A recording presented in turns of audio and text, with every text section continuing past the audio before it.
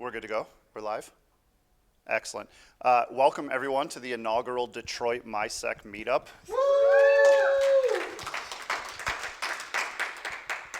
That's actually all I wanted to say. I just wanted that round of applause. I'm actually really excited to get this kicked off. I think Detroit's got a lot to offer, and I think that with all of us coming together, we get to be a large part of that. So I'm really excited to see what this is going to become. And in that motion, we actually have a couple of different people here tonight, in addition to our speaker, who are going to talk about some of the things that are going on both within MySec and Detroit as a city. So the first thing I want to do is bring up Xavier from DC 313. They're a local organization. They are the Detroit chapter of DEF CON. Is that correct? Yes, sir. Excellent. So they're doing a lot here in the city. They actually operate, and I'm going to let Xavier give more of the details, but they're meeting every other week and are very red team focused. Is that correct? Yeah. Excellent. So I'm going to hand it off to you and let you go. But like I said, they're another organization here within the city, and they are part of what's kind of bringing the tech here in Detroit back alive. So go with it. Thank you very much for having me. We always could use more enthusiastic people in the space with regard to technology and security in Detroit. So I am very happy to see MISEC make that investment come down into the city. They obviously see exactly the same thing that I saw in the city, which is a need, right? A one-off group of people who may not have environment for them to be able to get together and talk about the same things that they're passionate about, or research that they're doing, or home lab experiences or experiments. And so that's very much so what DC 313 is all about. When you go to DEF CON, you meet a bunch of different people. They're working on a bunch of different stuff. And you know what? To kind of take a step back,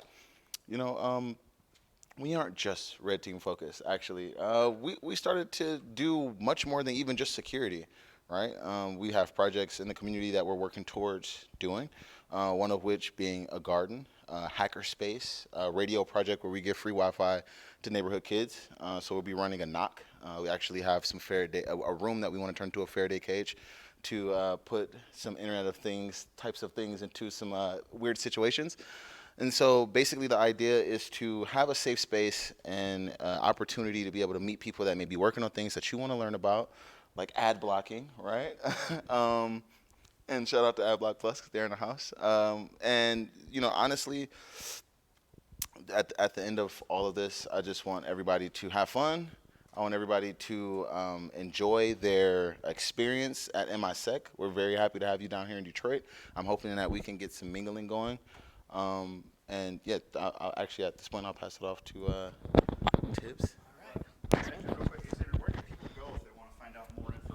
There you go. Keep me on track, because I will ramble. If you go to dc313.org, you'll go to our meetup. That meetup is a meetup page. I don't have a special fancy website or anything. Right now we're doing every other Wednesday. Next Wednesday, the 19th, is a Wednesday that we're going to be doing it. And we're going to have a group here from Australia, Montreal, San Francisco, talk about cloud compliance and cloud security. We're going to be a part of the meetups event over at Altimetric Collider. It's actually at 2 locations this year for Startup Week. We're also going to be over, the second half of it is going to be over in Grand Circus. So we're hoping to see some of you guys come out. Open bar, free entry, free food. Yeah. That's awesome. So I want to follow up on what you said with running the knock, giving that free Wi-Fi to people here in the city. So in Detroit, a lot of us here most likely take our smartphones for granted, our Wi-Fi for granted. But throughout the city, access to that type of technology and information is limited, primarily due to cost or whatever else the case may be. So something like that is phenomenal for the city and incredibly necessary, especially for kids that are looking for access to information that maybe they're not getting in the schools, or they don't have the means to get to a public library or anything like that. So that's huge. I would urge anybody in Detroit or even outside of Detroit to get with DC 313 and figure out how to get more involved with that. So Xavier, thanks for being here. And so with that, I want to bring up another member, new to MISEC, I believe, certainly new to me. Marcus has got a lot of government experience, but he also, for the purposes here, has some pretty cool connections with Splunk. And so Recently in MySec Slack in the InfoSec channel, we were talking about Boss of the Sock. That's what it's called, right? A really cool kind of capture the flag event that gets you more familiar with Splunk. And so for anybody already in InfoSec, if you're working blue team, or you want to be in InfoSec working blue team, Splunk is kind of that tool that everybody needs to know. And so from what I can gather, this sounds like a great way to learn about it. So if you want to spend a few minutes telling us what that is. I think Brian actually already covered most of it, but I'm Marcus LaFerrera, and I've had a decent amount of experience with bots. I haven't really done a whole lot with it, but some good friends end up running it, and I'm a huge advocate for trying to bring people into cybersecurity and learn from what we do. Boss of the Sock, or BOTS, is essentially a Splunk capture the flag event that's designed for blue teamers. So people that want to defend your network. And in the one of the more recent versions of BOTS, it's essentially a North Korean actor. And you're basically trying to figure out what they're doing and what they have already done to your network. And so the team that put together bots really they've collected a bunch of information from Active Directory to network logs to all sorts of other things, and you're essentially trying to answer questions within the platform to say, okay, this is what they did, this is what they exfiltrated, this is what they accessed. And it's a really cool event to be able to understand how to use Splunk, but also the different methodologies to be able to defend your network and actually discover the badness. So what we'd like to be able to do is bring bots to Detroit, so others within this community can actually benefit from what it can teach you. So if you're actually interested in doing it, let me know. I think the minimum of people that Splunk really likes to be able to say come into it is at least 10 people, but the more the merrier. It's a really great event, whether you're a junior to Splunk or you've been around it for quite some time. It's a great event to learn Splunk as well as learning network defense. And I think that's about all I have. Thank you, sir. Two great announcements, and I want to see more of that here with the Detroit MySec meetup. Part of what made me want to start this chapter was like the motivation for me when people came to me and like, hey, do you want to run Detroit? Was I want to bring a lot of students in. I want to do more workshops. I want more hands-on type stuff. And so that's where I see DC 313 coming in. That's where I see bots coming in. And that's where I see talks like this coming in, where it's very hands-on, things you can do at home. So with that, Tibbz, if you're ready. We'll try to see if we can get the more puppy, right? Yeah, I honestly, Are I you think getting any content? No? Okay. I think if you just stream the dog, people won't be that I'm upset. thinking so. That's probably... Like just an hour of videos? Do you have enough pictures and content? Oh, I have enough pictures. Don't you worry. How about that 720p? Yeah. So you'll have to excuse us. This is our first No, that's time. cool. I can entertain with puppy pics. Don't worry. I wish this was like a Chromecast. I could shoot some really cute pictures of my dog up there. Let's see if we can get this stuff out of the way for the local folks. I know. Yeah, that's fine. Honestly, I'm pretty ugly, so that's cool. Best to do that. This is my pupper Lando, like Lando Calrissian from Star Wars. Yeah, I plugged it back in. Nothing. I'm thinking we'll just go ahead and record the screen if that works for you. We'll just get it rolling and we'll go for it. And no harm, no foul. I mean, it happens. That's how it goes. As an AV guy, we always plan for technical difficulties because that is what we do. So no stranger to those. Let me change this back to a sweeter looking resolution and then we'll get rolling here.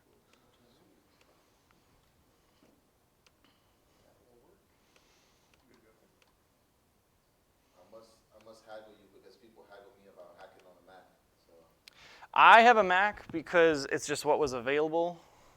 If we had some more money, maybe we'd do that. So if you want to check out my GoFundMe, it'll be in the link later. You can drop some of that sweet Bitcoin over in my way, and we'll get a new PC. But no, it works for right now. I do a bunch of cool stuff. Honestly, I feel like I hack on like these guys a lot more, the Raspberry Pi. But anyway, my name is Anthony Tippy. This is Pihole. Block all the ads. So how many people are familiar with Pihole? Right, a couple people, okay, cool. A couple people that aren't, that's great. So Pihole, as the name would maybe imply, is an ad blocker, but it's different than maybe blocker like AdBlock Plus, right? Pihole has the ability to go around your entire network, right? So we'll go into that a little bit. Who am I? I'm an audiovisual technician and an information assurance and cyber defense student at Eastern Michigan University. I like DIY projects with Raspberry Pis and cats and sloths. You can check out a bunch of the other stuff that I've done with my website there if you feel inclined. So Pihole, whole pie, pie? Most people might know that Raspberry Pis are a little microcomputer. If you don't know, welcome to the community because Raspberry Pis are super cool. It's a tiny little microcomputer about the size of a deck of cards, and you can do a lot of really cool things with it. And this Pihole program runs on it. So it's a network-wide ad blocking tool. What can it do? It can block ads, obviously. But there's a lot more that you can really dig into with the interface. I don't know if we're going to be able to do a ton of that now. We're having some technical difficulties with the Wi-Fi. I was hoping to walk through some of the whole setup, but it's honestly relatively self-explanatory. It's very, very easy to go through, and I think we'll be able to go through it a little bit. But you can block unwanted sites. You can protect your network. It increases performance, and we'll go into that a little bit here. So, like I said, you can have network-wide protection. Some browser plugins are specific, or many browser plugins are just specific to the device that it's on. One of the reasons I really like Pihole is you just drop it, point it as your main DNS, and boom, everything on your network now is under that umbrella of Pihole. So, like the other day, I was playing tower defense on my phone. All of a sudden, I don't got no ads between the little levels, and it was super cool, right? And I didn't have to worry about setting anything up. So you can kind of drag and drop it, so to speak, on your network, and then boom, you got full coverage. Really, really easy to set up. You can block in-app advertisements, like I said, and then because you're blocking all these ads, you have your traffic going to what you actually want it to go to. You don't care about the advertisement for some like Razor after Candy Crush, right, or whatever. So it'll improve your performance, and then you can also monitor statistics about what ads are being blocked and what aren't. It's just another security tool, really, that you can use, kind of borderline security tool, I guess. So it runs on DNS, right? So a lot of security people here, who is all familiar with DNS? Is anybody not sure what DNS is? DNS is domain name service. As a very high level, DNS is the phone book of the internet, right? So it translates one thing and puts it to the other.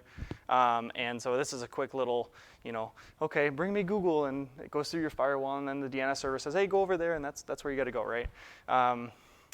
Pihole will be our DNS once we set this up, and as such, what makes it available to block on the entire network is that your DNS is obviously over your entire network. It's not just device specific. So specifically, like I said, Pihole will act as your router's DNS. So you got queries coming in from your local network, so you'll search for, I don't know, dog or whatever, maybe more pictures of my dog. It'll go into the Pihole, and then the Pihole says, hey, I want to block that, or no, I don't want to block that. So it either decides on either of those based on the block list and some of the settings you have, and then you go on with your life. So some caveats and downfalls. One, certain sites deploy anti-ad blocking technology. I'm a student, so I'm no stranger to easybib.com or easybib.net, whatever it is. I'm sure everybody's used easybib at some point to cite some paper or something. No, except for Brian, he's just a wealth of information and cites it all by himself. No. So easybib, says, hey, we like ads because they make it so that we can do our job, right? Nothing wrong with that, but they'll notice that Pihole is blocking their ads and not allowing them to load. So you'll get a message like this. The general community consensus around Pihole is, well, if you have sites like that and it really bugs you, then try not to use that site and find a different alternative. You can go ahead and whitelist certain sites. So there's configurability to Pihole. Let's say you say, I love easybib, but it's going to block me from doing this. I'll whitelist that site, so I'll see ads on just that site. Right. 2, Pihole can step on different ports because it is a service of its own. So it has a web port and a couple other ports. There's not too much to worry about. I have like a Minecraft server running, a VPN server, Plex Media server, and Pihole running on one Raspberry Pi 3, and they're just fine. Really not going to be an issue, but it is just something to consider. 3, it does not block ads that are not served via DNS. So like YouTube TV, Hulu, YouTube, all stream their ads as part of their content. I don't know specifically how it works, but I know ad blockers will have a lot of success with that. So you could very well combine them with like AdBlock Plus or something. I use them a lot. And you can combine that with Pihole and really just get a lot more coverage. Or there's some kind of tips and tricks that people are working on kind of custom blacklists and whitelists to sort of get around that. But number 4, just kind of a, I guess like a policy thing is when you implement this, and just inform your household, hey, don't click on any ad links because they're not going to load. As you know, when you do a Google search, the first 3 top sites are going to be ads. So if you try to click on those, it's an ad, it's not going to load, right? So you might have some questions being like, why aren't these sites loading? Number 5, I haven't actually experienced this, but it's possible that you could have increased latency because all your traffic is going through the DNS server of this Raspberry Pi. And the Raspberry Pi, though it is small but mighty, is not that strong, so it very well could get a little bottlenecked with some kind of crazy traffic coming through there. Where'd you go? Oh, there we are. My virus definitions are updated. So one of the things I really like about this project is it's super, super affordable. I'm a big DIY guy. I'm a big DIY guy on a budget. The cheaper, the better. More bang for your buck. This is a bang for your buck project. There's tons of tutorials online of how to specifically set this up. We'll go through a little bit. But on Amazon, $55 for the Raspberry Pi 3B Plus kit. Comes with a case, heatsink, everything under the sun you would really probably need. You get yourself a 32 gigabyte SD card, and then a network cable just to directly connect to your switch or router. You could, of course, do it just through Wi-Fi, but then you're going to have another wireless hop that you're making, and you might just have some troubles there, right? But so for like $70, you set yourself up with a sweet project box for not just only Pihole, but PiVPN, Plex Media Server, Minecraft servers, anything else you want to do. Or if you want to do a little bit more budget friendly, you can go with the Raspberry Pi Zero, which is wireless based, but it's only $35. So really, $35, you can have this up and running in your environment. And with Amazon, there's 2-day shipping. So they say. This is where I was going to do a demo. I'm going to try to do a demo a little bit. We'll go through how to install. I had pre-prepared the Raspberry Pi. What you'll want to do is go in and download the operating system Raspbian Stretch or Stretch Lite, any one of these 3 from raspberrypi.org. It's their little operating system for it. And you're going to burn that image to an SD card. If you're on Windows, you can use like IsoBurner or forget what it's called, but I use Etcher on Mac. And so you'll just choose the image that you want to burn, you select the drive you want to go to, and then you go ahead and flash, right? Probably pretty straightforward, but in case somebody's not familiar with how to do this, that's the exact steps you do. And then you'll go ahead and flash. It'll take a little bit. I think mine took like 10, 15 minutes maybe. So I had already pre-prepared that. The best thing about it, though, is then you'll go ahead and plug everything into your Raspberry Pi. You want to get your HDMI cable and be able to see what's going on there. And the Pihole configuration is super easy. It's actually a one-line install script, right? So you just pop one script into your terminal there, and boom, you're off to the races. You'll go through though and set up the desktop. Always good to change your password before then too. It'll set as a default password. If you're connecting to this through router, even if you're not port forwarding it to the rest of the internet, it's always good to change your password. Everybody knows that, right? So this is the Pihole one-liner. I'm going to try to see if we can do it with my Mac.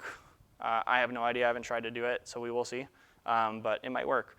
But you just type in this script right here, curl.ssl, blah, blah, blah, Pihole. And I know you pipe into bash. A lot of the elite hacksaws say, I guess that's a bad thing to do. I can promise, though, it's legit. Maybe just do it with this one. And that'll load up the script. So let's see if we can do that. If not, I can even run through maybe some other ways to do it.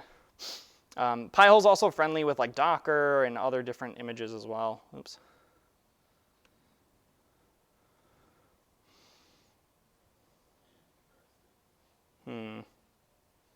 Doesn't want to load a lot of these guys. See, maybe they have Pihole. Oh, just kidding. See if we can go back to Brian's iPhone. Nope. Just kidding. ClickShare's got its own Wi-Fi though, so that's interesting.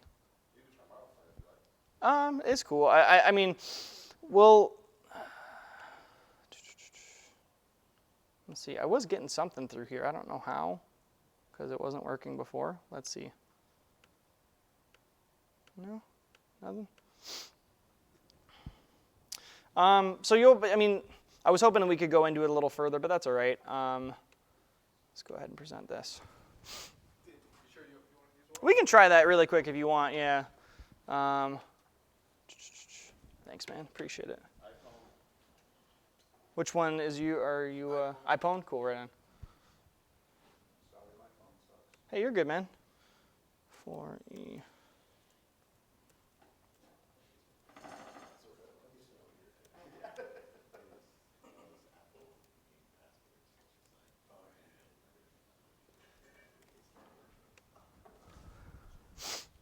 I'm like tempted to try. Where are we doing on time? We're 9:35.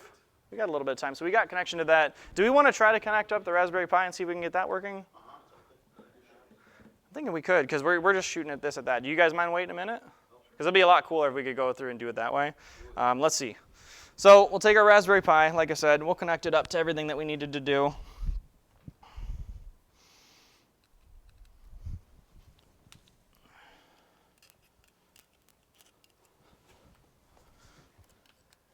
You plug your keyboard in, and your mouse, and your monitor, and all that good stuff. And we'll switch this back. Let's see.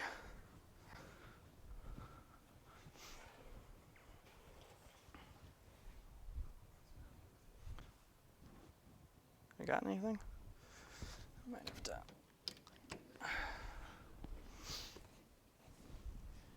There we are. Because if we can get this on the network, then I can SSH in and do a lot of cool, fun stuff. So you'll load up Raspberry Pi, go through that whole setup there. It's relatively straightforward, but I wanted to kind of do a more comprehensive tutorial of how to do it for somebody who's like, I have no idea what a computer is, but I want to set up this cool thing on my device or on my network. Let's see if we can connect to this phone here. I might need you to unlock it here in a second.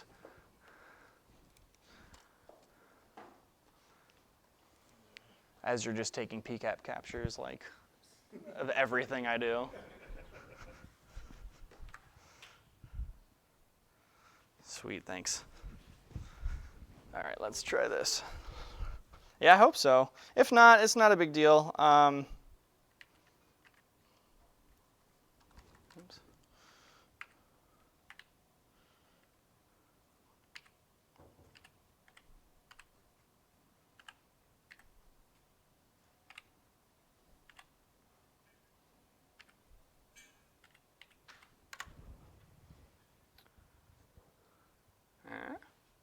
Maybe.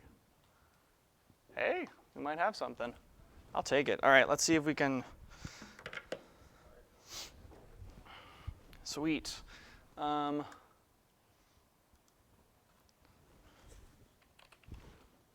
I should have thought this out with like the projector being over here. What's my IP over here? 1.7.20.10.3. Okay, cool. We might be able to actually go through and do this then. 1.7. Oh.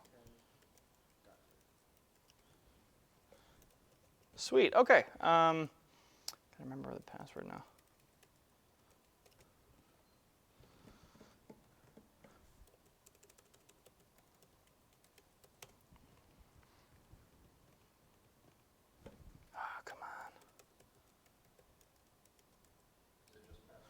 No, I changed it because I was like, you got to change the password, and now I can't remember what it was. Yeah, step 2 is remember the password. I know, I was going to be like really smart and make a sticky note and put it on here, but you know, I decided not to. You just solved the technical issue, and now you can't get past your own devices. Yeah, my security controls are really good against the dangerous threat attacker of myself.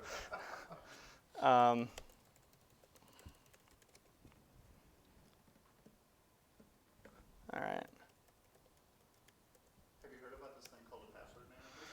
I know. I haven't actually. Yeah, you can. They're vulnerable to flash memory though. Yeah, people are like, there was some vulnerability with like you can access like the, I don't know, physical memory or something like that. But I'm like, if you can access the physical memory, you should like buy your own casket and kiss your life goodbye.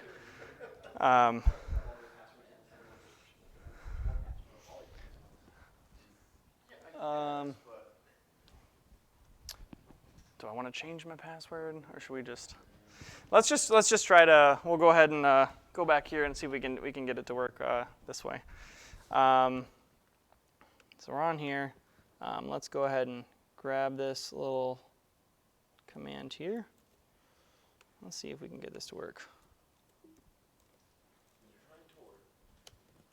Oh, it doesn't have bash. Do you? Oh, do I? Oh, nice.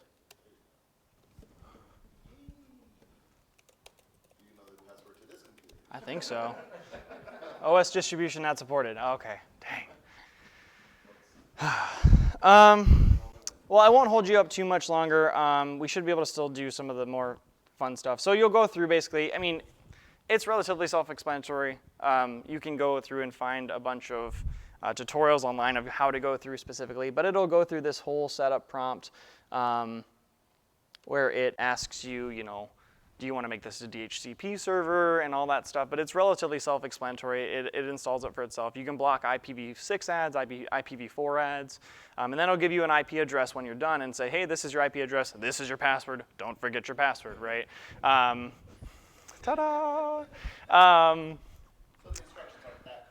Yeah, if you're me, you're gonna have a hard time. So you'll then go into your router configuration or you know, your firewall configuration, and you'll put this as your DNS. You can also alternatively go and do it by device. So maybe you want, for whatever reason, just your phone or just your laptop or just by device. You can actually set the Pihole as its own DNS or as your DNS per that device, and then you get actually device-specific metrics, which are kind of cool. Like I said, I brought just like the broader scope of just throwing it on everything and going for it. So from once you're in there, we'll actually go in and you should be able to see this, I think. We can check out some custom block lists. There's a really great GitHub repo by Stephen Black, and that's actually what Pihole uses. The unified host list is its ad list, and that's what it uses as its main like block list of ads. And there's like 100-something thousand different sites that it's like, nope, no go, you're clearly an ad site. But you can customize to whatever you want, you know, adware, fake news, gambling, adult content, you know, you can really customize it to whatever you want to set your environment up to be.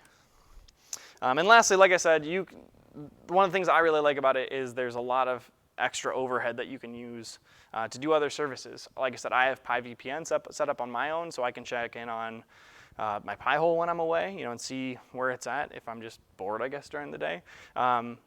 Pihole's a very, very, very lightweight program, so there's a lot of extra stuff that you can do. You want to grab your IP address. We went through that. So this is, like I said, the Pihole main dashboard that you'll get to.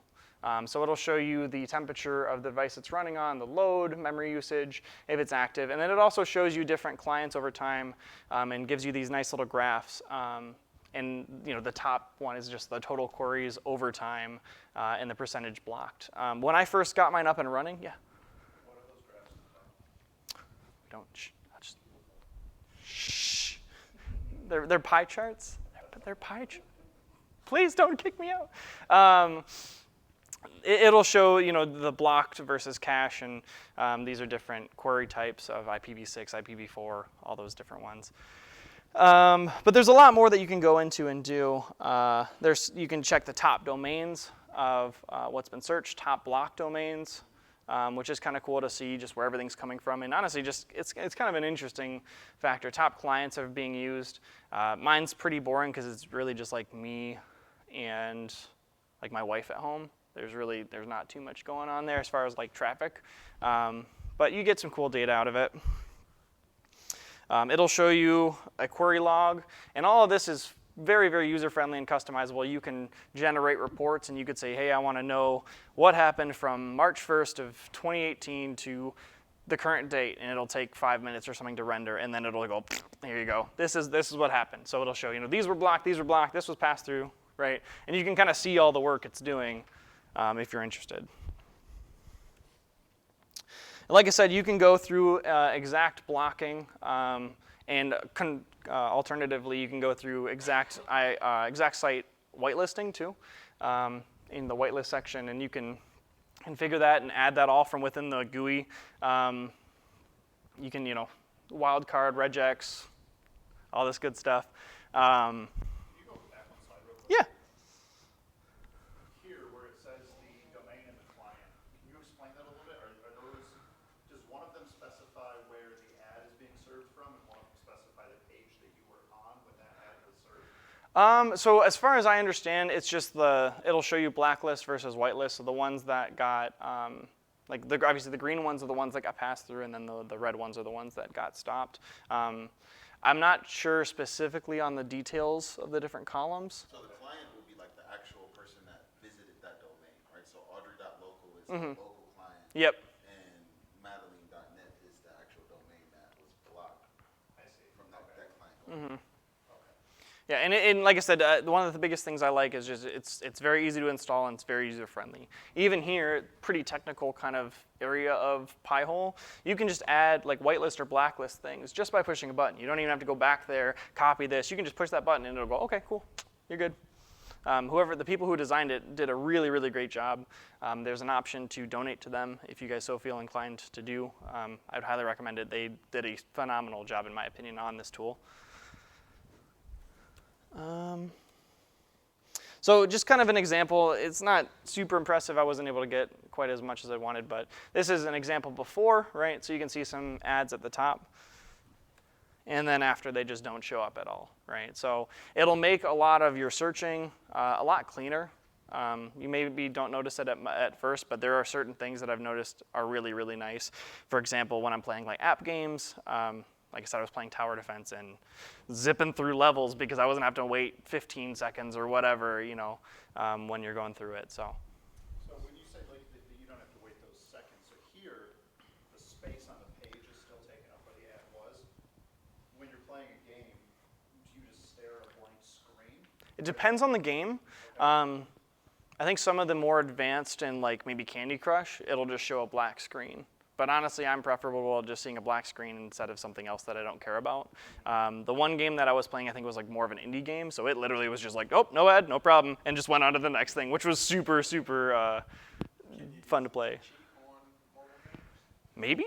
I don't know. I don't think so. Like I know you can get free lives for watching an ad, so does it just block the ad and give you the free live? That's a very good question. I would love to hear what happens. I have no idea, to be honest. Yeah, there's a lot of different applications where it could maybe do different things. Like I said, some. Yeah, right. He'll be doing a follow-up talk. Yeah, it's just the biggest thing is it's such a easy tool to install. Like I said, just that one the one command that you throw in, and then it'll walk you through a couple steps that are pretty self-explanatory. Hey, do you want to block this? Choose your backup DNS provider. Okay, cool. We've gone ahead and installed everything. You want a GUI? Cool. Here you go. Here's a GUI. And then it says, here's the password. Here's your website. Go in and just go have fun. We're already blocking ads for you. Go for it. It's very, very one-two done as far as the installation. Let me see if we can jump into mine.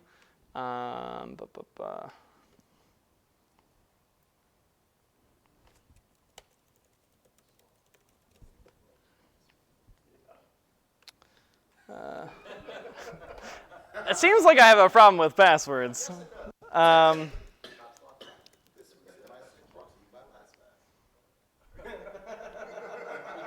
See, this one works now. See, now we're connected. So this is my Pihole at home. We don't have a lot of traffic going right now. Is that supposed to be an ad on the left? You really have hardcore gaming going on, didn't you? I know. I've noticed, I wonder if I can scroll this over. Well, that was his torrent download. Yeah, right? Let me go ahead and log in really quick. I mean, who does that kind of stuff? So you can see, the memory usage, the total clients. I'm not sure why it's. Oh, there we go. We were missing half of our presentation. These are those sweet, sweet pie charts that I was telling you about. Donut chart, I know they are worst. So you can see the total, cache versus not, and then of course the different query types. you can go through, this is sort of the main page, and just check out the different, high points. So right here, total, DNS queries, there were 83 of them. You can go back to a query log.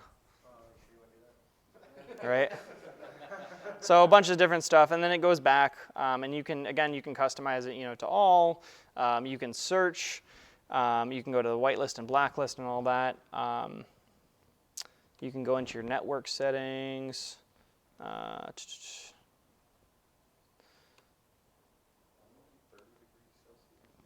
Yeah, it's pretty sweet. I think I have like a big turbo fan that's like super overkill. I yanked it out of like a stage light, and it looks like a turbo out of a car, and it's half the size of the Raspberry Pi, so it's super overkill for this. And it has heat sinks underneath that, so just real cool, like chill your drinks on it kind of thing. Like I said, it can pull some sweet graphics, and you could just choose, like, so let's go ahead and let's do this month.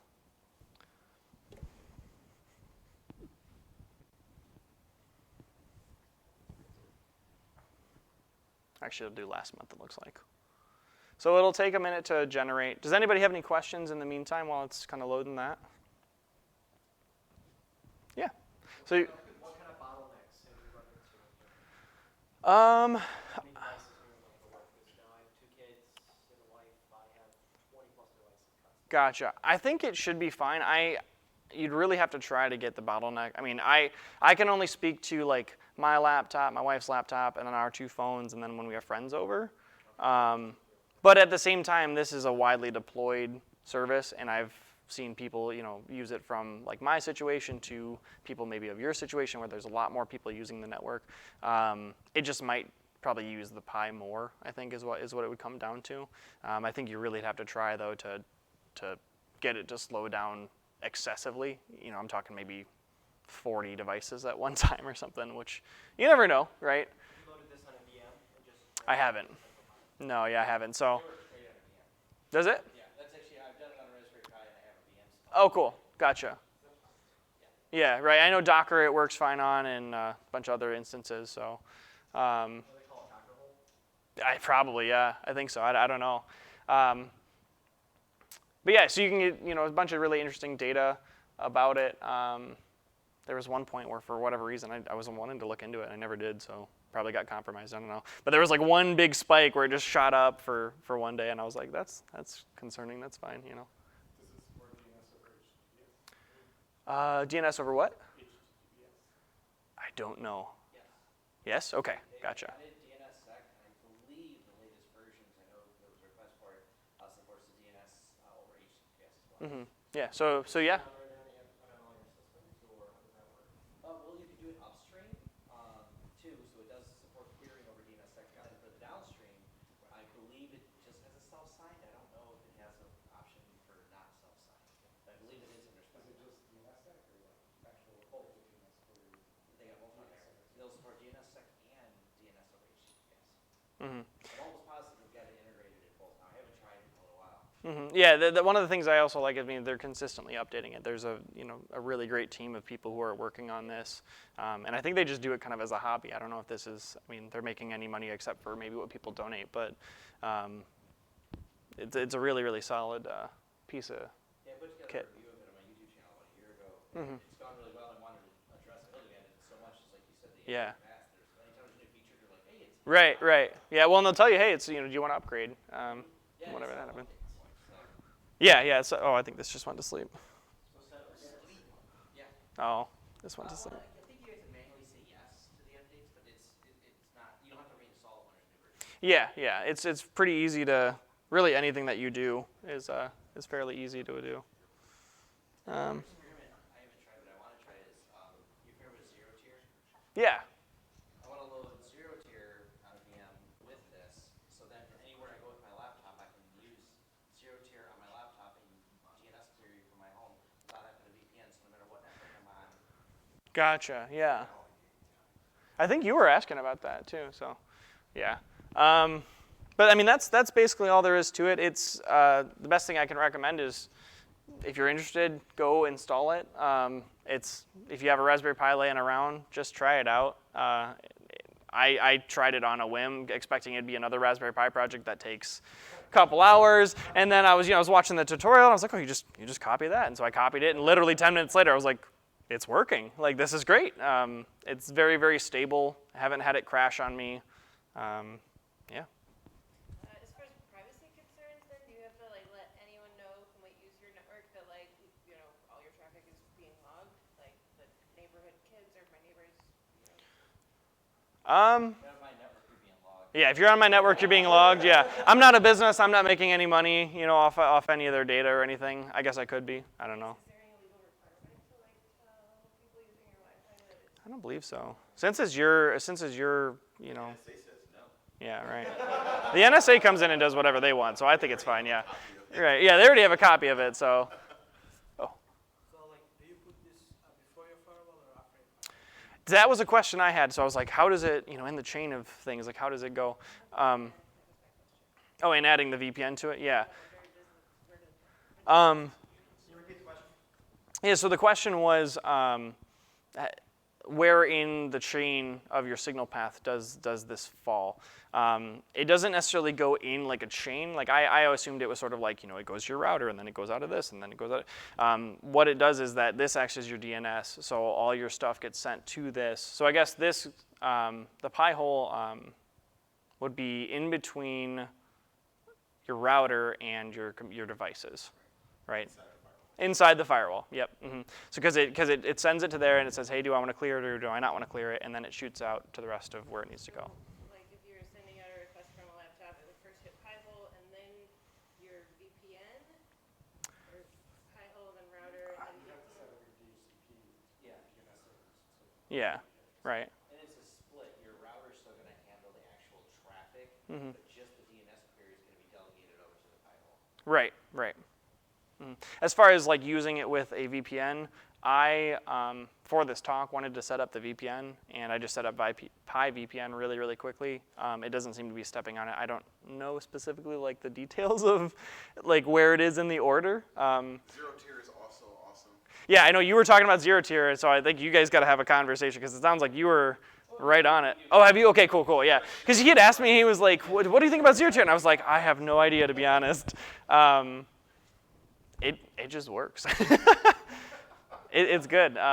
For a free product, it's really, really great. So anyway, thank you guys for listening. Sorry for all the technical difficulties, and if you have any other questions, there we go.